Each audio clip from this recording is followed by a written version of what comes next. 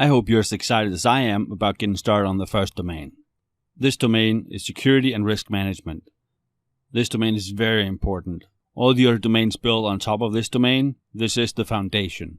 Everything else feeds back to this one domain. So a solid understanding of what's going on in this domain is very important. On top of that, the domain is also very testable. 15% of the weighted questions on the exam is from this domain. A lot of the other domain questions refer back to this one. Our IT security should be based on a cost-benefit analysis. How bad is it if we're compromised? What will it cost us?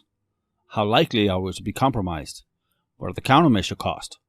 If we go through all the steps and we clearly analyze and articulate what our assets are and what it's going to cost us, we also know where our efforts are best spent.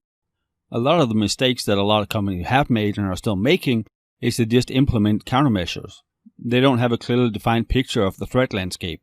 They don't know what all their assets are. Just adding more IT security is not the answer. It's adding the exact right amount of IT security and designing it in early on.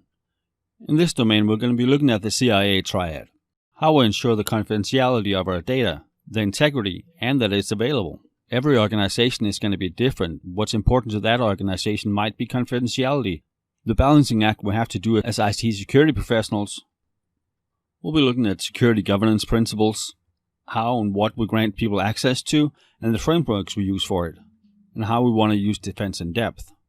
We're going to be looking at compliance and laws and regulations that we need to adhere to, but also how we handle evidence, how we preserve a crime scene, what we do if we're compromised.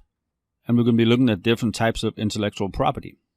We're then going to switch over to professional ethics. Before you can take the exam, you need to agree to the ISC² Code of Ethics. On top of that, it's also part of the exam. There will be questions on it, so know it.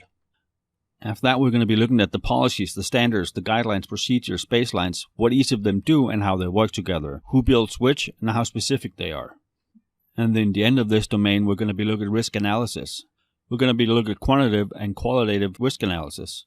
In the qualitative, we're going to be more vague. It's more based on feelings, perceptions, how likely something is to happen, how bad it is. We put that into a risk matrix, and everything that's deemed to be high enough and to have big enough impact, we're going to go through and do the numbers on. We're going to research how often it actually happens, how bad it is when it happens, which countermeasures we can put in. Remember, we want exactly the right amount of IT security. How much that is determined in this phase.